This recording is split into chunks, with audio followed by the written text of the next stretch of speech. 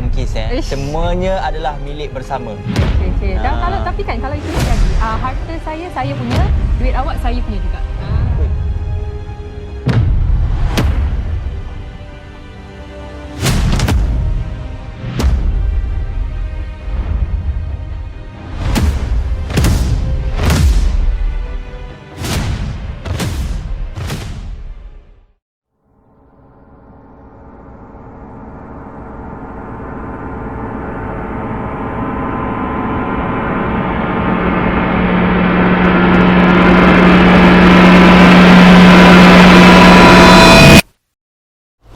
Bismillahirrahmanirrahim. Assalamualaikum warahmatullahi wabarakatuh.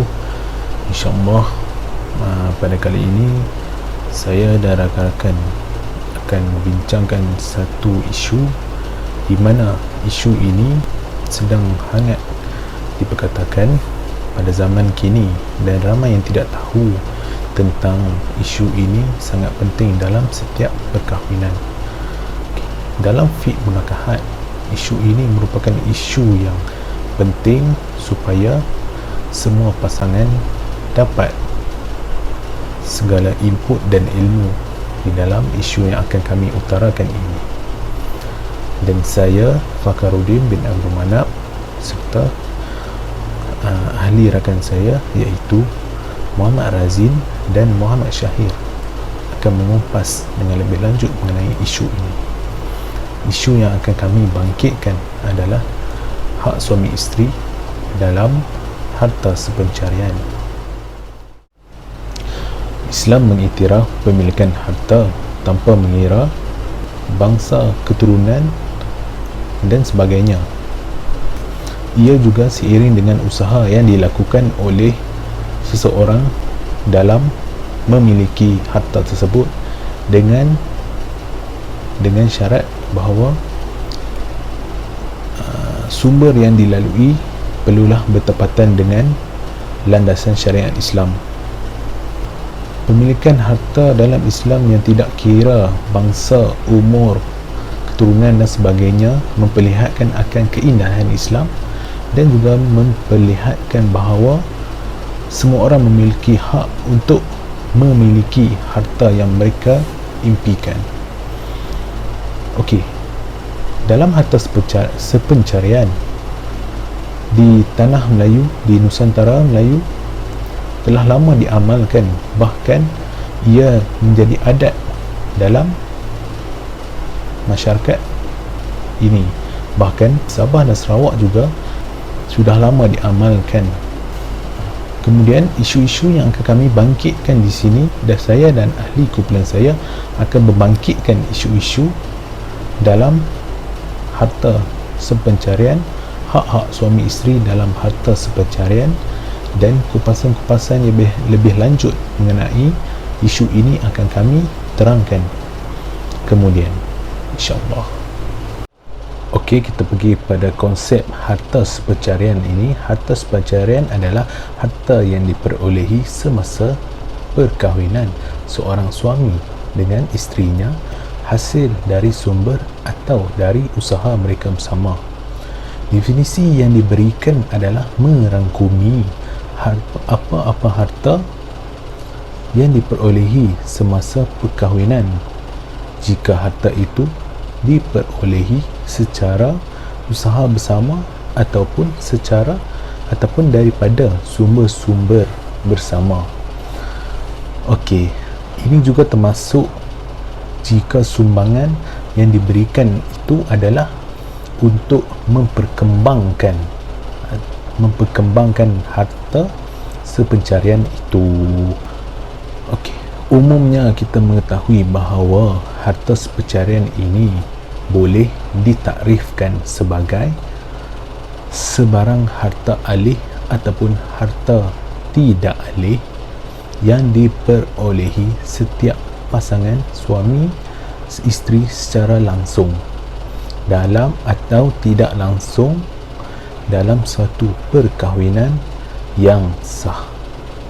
Okey, apa yang boleh dikatakan di sini bahawa harta alih itu adalah seperti mana yang saya boleh memberi contoh, merupakan seperti kenderaan, pakaian, minuman dan sebagainya.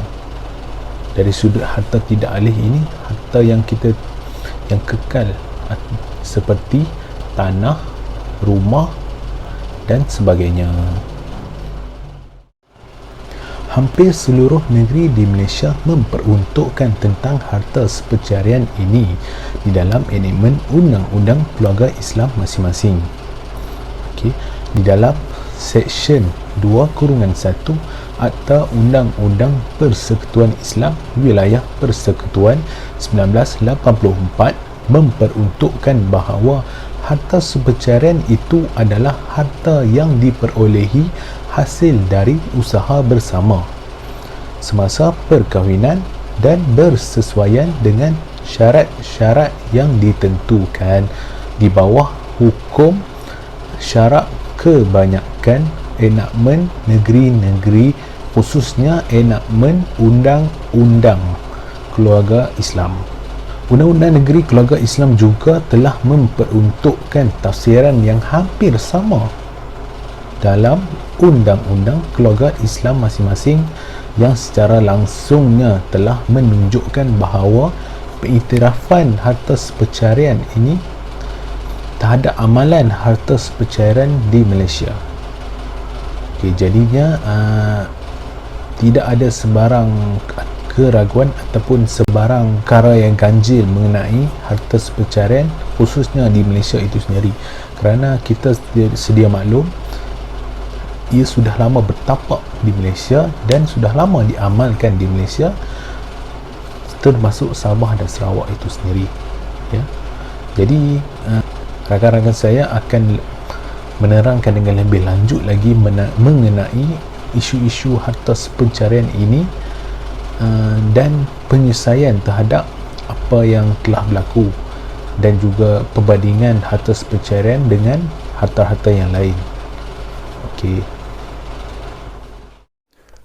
Seterusnya saya akan menyambung perbahasan berkenaan dengan orang yang berhak ke atas harta sepencarian dan tuntutan menurut Undang-Undang Keluarga Islam. Secara jelas kita ketahui bahawa orang yang berhak ke atas harta sepencarian sudah pasti suami ataupun isteri kepada si mati. Hal ini kerana itu adalah sudah ditentukan merupakan hak bagi mereka berdua. Namun terdapat beberapa keadaan yang boleh menyebabkan berlaku tuntutan harta perceraian. Yang pertama adalah apabila berlakunya perceraian terhadap pasangan yang berkahwin. Yang kedua adalah apabila berlakunya kematian bagi salah satu pihak pasangan, sama ada berlaku pada pihak suami maupun berlaku pada pihak isteri. Dan yang ketiga, apabila mahkamah telah membenarkan permohonan poligami bagi pihak suami. Manakala penentuan bagi hak milik adalah merujuk kepada kaedah proses harta tersebut diperolehi. Adakah dia diperolehi secara usaha bersendirian ataupun usaha bersama suami isteri? Syarat untuk menuntut harta tersebut mestilah ia diperolehi secara sumbangan bersama. Sumbangan ini boleh berlaku dalam 3 keadaan. Yang pertama adalah pengumpulan harta atau modal dilakukan secara bersama. Yang kedua adalah usaha ke arah menambah harta yang sedia ada dilakukan secara bersama. Dan yang ketiga adalah sumbangan lain seperti pandangan, nasihat dan dorongan dalam mencari harta tersebut. Sumbangan tersebut boleh berlaku dalam kedua keadaan. Pertama adalah secara langsung, yang kedua adalah sumbangan tidak langsung. Okey, bagaimana kita melihat kedua-dua sumbangan ini? Kalau secara langsung, dia melibatkan sumbangan modal, perkongsian modal dan bantuan kewangan untuk mendapatkan harta tersebut. Contohnya, isteri memberikan jumlah wang kepada suami untuk membeli rumah, tanah, saham dan sebagainya.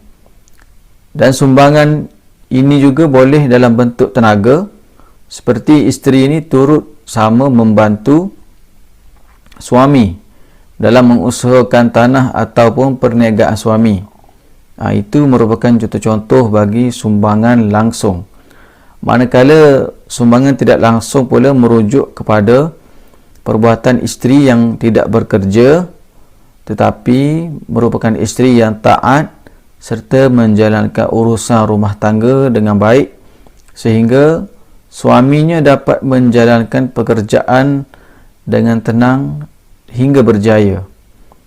Ia juga boleh berlaku apabila isterinya itu merupakan orang yang berasal daripada keluarga yang berpengaruh yang menjadi pemangkin kepada penganugerahan apa-apa gelaran untuk ataupun projek perniagaan dan sebagainya kepada suami sehingga suami tersebut berjaya dalam perniagaan, seterusnya berjaya mengumpul aset-aset semasa dalam tempoh perkahwinan mereka.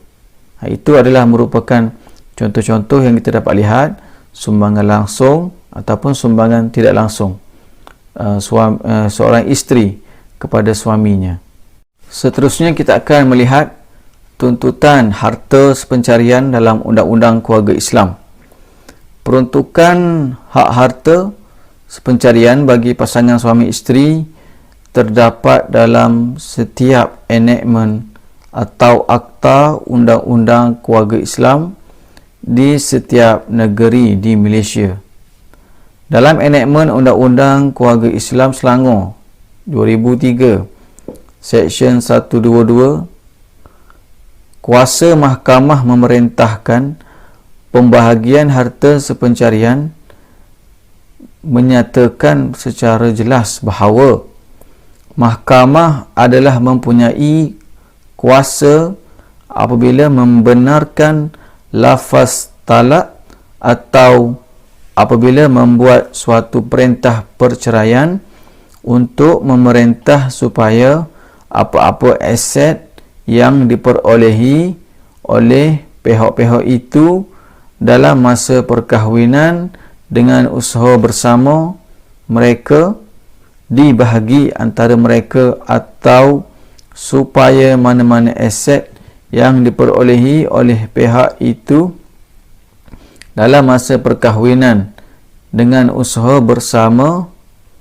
mereka dibahagi antara mereka atau supaya mana-mana aset itu dijual dan hasil jualan itu dibahagi antara pihak-pihak itu. Bagi menguatkan lagi kedudukan tuntutan harta sepencarian selepas kematian, terdapat beberapa buah negeri yang telah mengeluarkan fatwa keharusan membuat tuntutan tersebut selepas kematian salah seorang pasangan. Antaranya fatwa yang dikeluarkan oleh Jabatan Kuasa Fatwa Negeri Selangor yang bertarikh 18 April 2005 yang berbunyi, harta sepencarian selepas kematian salah satu pihak dalam perkahwinan di negeri Selangor boleh dibahagikan kepada suami dan isteri sebelum difaraidkan, termasuk selepas dilepaskan tanggungan si mati. Yang kedua, pembahagian harta sepencarian tersebut hendaklah diberikan mengikut takat sumbangan sama ada secara langsung atau tidak langsung dari kedua-dua belah pihak. Yang ketiga adalah persetujuan pembahagian hendaklah dibuat melalui perintah mahkamah. Bismillahirrahmanirrahim. Assalamualaikum warahmatullahi wabarakatuh. Nama saya Muhammad Syahir bin Zainuddin. Untuk perbentangan dan perbincangan saya pada kali ini dan sambungan daripada rakan-rakan saya akan menyentuh sedikit berkenaan dengan isu-isu yang wujud dalam bab perkahwinan di bahagian hak-hak harta sepencarian suami isteri di dalam perkahwinan. Okey. Jadi antara isu yang akan saya sentuh yang mana adakah harta sepencarian ini boleh dituntut walaupun tidak dibayar. Okey. Untuk isu yang pertama kita akan tengok kepada sama ada harta yang dituntut ini merupakan harta sepencarian ataupun tidak. Okey. Untuk perkara ini kita boleh merujuk mengikut Seksyen 2 Undang-Undang Keluarga Islam Selangor 2003 berkenaan dengan tafsiran harta sepencarian. Okey, harta sepencarian ini ialah harta yang diperoleh oleh suami dan isteri semasa perkahwinan seperti mana yang telah diterangkan oleh sahabat saya sebelum tadi. Okey. Ianya berkuat kuasa mengikut syarat-syarat yang ditentukan oleh hukum syarak. Okey, kita tengok pula pada yang ketiga. Perkara ini juga telah dinyatakan secara jelas yang mana di dalam enactment yang sama iaitu Seksyen 122 yang memperuntukkan mahkamah hendaklah mempunyai kuasa apabila membenarkan lafaz talak. Okey. Atau apabila ianya membuat suatu perintah penceraian. Okey. Untuk memerintahkan supaya apa-apa yang diperoleh oleh pihak-pihak suatu perkahwinan dengan usaha bersama mereka itu dibahagi sama rata. Okey. Supaya mana-mana aset itu dijual dan hasil dijual itu dibahagikan antara pihak-pihak masing-masing lah kan. Okey. Di dalam Al-Quran berdasarkan firman Allah yang bermaksud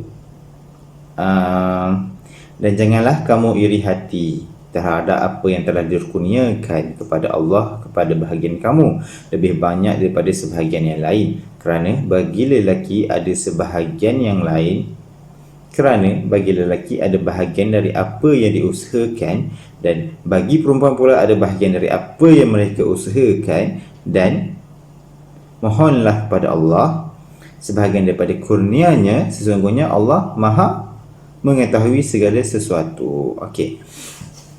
Surah An-Nisa, terjemahan surah An-Nisa ayat 32. Okey. Berdasarkan kepada nas Al-Quran di atas tadi lah kan, yang diterangkan tadi di atas tadi, maafkan saya, yang diterangkan tadi jelas menyatakan bahawa perempuan ataupun isteri mempunyai hak kan, hak ke atas apa yang diusahakan, termasuk apa-apa usaha yang mendorong suami untuk berjaya dalam kehidupan seharian dalam memiliki harta tersebut. Contohnya lah kan, sumbangan daripada segi memberi makan, membasuh pakaian, menyuap, menjaga anak-anak, itu dikira sebagai sumbangan kepada suami, yang mana itu secara tidak langsung diiktiraf sebagai ihsan daripada isteri terhadap suami. Jadi bila mana untuk tuntutan harta pencarian ini, ianya boleh dituntut. Okey, jadi untuk daripada segi hukum syarak pula, maafkan saya, daripada segi hukum adat pula, walaupun perkataan harta pencarian ini tidaklah dinyatakan secara khusus oleh syarak kan, namun ianya merupakan adat Melayu yang telah diterima pakai dan mendatangkan kebaikan kepada kaum wanita. Dia membela lah nasib kaum wanita dengan menggunakan kaedah harta sepencarian ini. Dengan demikian, tuntutan harta sepencarian ini dianggap sebagai satu uruf, kan? Satu perkara yang menjadi adat yang tidak bertentangan dengan hukum syarak serta menjadi kebiasaan amalan, maka ia layak diiktiraf dari sudut undang-undang. Itu apa yang dianggap oleh adat orang Melayu lah, kan. Jadi isu yang dibawa tadi berkenaan dengan harta sepencarian yang berkenaannya isteri selepas penceraian dengan suami, yang mana harta sepencarian itu bolehkah dituntut. Okey. Di dalam isu harta sepencarian ini terdapat beberapa kes yang mana saya terbaca berkenaan dengan harta sepencarian itu, walaupun penama itu adalah seorang lelaki ataupun seorang isteri, bila mana mereka bercerai, mereka boleh menuntut harta-harta tersebut dengan alasan ihsan terhadap masing-masing, walaupun mereka tidak membayar 1 sen pun. Yang mana ihsan lelaki terhadap ihsan isteri terhadap lelaki, yang lelaki boleh menuntut harta sepencarian itu adalah dengan memberi isteri itu makan dan memberi nafkah. Dan untuk bahagian isteri pula, ihsan yang diberikan kepada suami yang dituntut oleh mahkamah yang menyatakan itu adalah sebagai harta sepencarian, yang digunakan alasan untuk menjadikan harta sepencarian adalah berkenaan dengan sumbangan-sumbangan isteri yang telah diberikan kepada suami, yang mana isteri ini menjaga suami itu, menjaga makanan suami itu, menjaga kesihatan suami itu, menjaga anak-anak mereka berdua. Jadi dengan alasan itu, mereka berdua ni ada hak untuk menuntut harta sepencarian masing-masing apabila berlaku kecelakaan dalam rumah tangga. Jadi untuk jalan penyelesaiannya supaya tiada perkara-perkara seperti ini berlaku, pergaduhan-pergaduhan untuk berebut harta sepencarian adalah sebelum berkahwin perlulah ada harta sendiri di bawah penama sendiri. Okey, supaya bila mana mereka bercerai tiada apa-apa perkara yang dapat menghalang mereka untuk menuntut harta sepencarian tersebut, kerana itu adalah harta sebelum mereka berkahwin. Seperti mana yang kawan saya terangkan tadi, harta sepencarian ini adalah harta yang setelah mereka ini berkahwin. Okey. Jadi apa yang kita fahami, harta yang sebelum mereka ini berkahwin adalah harta persendirian yang tidak boleh dituntut, walaupun selepas berkahwin mereka duduk di rumah itu dan mereka hidup bersama kemudian bercerai. Itu tidak dikira sebagai harta sepencarian. Okey, pasti faham? Okey, untuk penyelesaian isu bagi yang kaedah yang kedua, kita akan lihat pula kepada hibah, yang mana hibah ini adalah satu hadiah yang diberikan kepada orang-orang selepas kematian ataupun semasa hidup, yang mana mereka memberikan hadiah ini tanpa boleh dituntut oleh orang lain. Kebiasaannya hibah ini kita akan pandang apabila ia berkenaan dengan takaful. Sebab kebiasaannya kita akan nampak takaful, hibah, takaful, medical card dan macam-macam lagi lah, kan. Okey. Untuk hibah, konsep hibah, apabila si suami meninggalkan hartanya dalam berbentuk hibah, saudara mara, ibu bapa, adik-beradik semua tidak boleh mengganggu harta-harta tersebut, kerana ianya adalah, memang penamanya adalah untuk si orang yang dinamakan hibah tersebut. Jadi tiada siapa boleh meminta harta tersebut. Jadi untuk mengelakkan perebutan harta sepencarian ini, buatlah hibah di dalam keluarga masing-masing, supaya apabila terjadi sesuatu tragedi yang tidak diingini, kita dapat menanganinya dengan kehidupan yang lebih baik. Kerana dengan harta yang ditinggalkan melalui hibah, kita boleh hidup dengan sendirinya tanpa apa-apa tentangan daripada masyarakat ataupun ahli keluarga terdekat yang lain yang ingin menginginkan harta-harta sepercarian suami isteri itu yang lain. Okey. Jadi untuk isu harta sepercarian ini sampai di sini saja untuk penerangan saya. Akhir kalam, wabillahi taufiq wal hidayah. Assalamualaikum warahmatullahi wabarakatuh. Terima kasih kerana mendengar serba sedikit input daripada kami. Jika ada kesalahan di dalam penyataan dan kenyataan yang telah kami berikan, semoga dapat ditegur dengan baik dan diperjelaskan di masa akan datang, dan insya-Allah kami akan cuba memperbaikinya. Assalamualaikum warahmatullahi wabarakatuh. Terima kasih.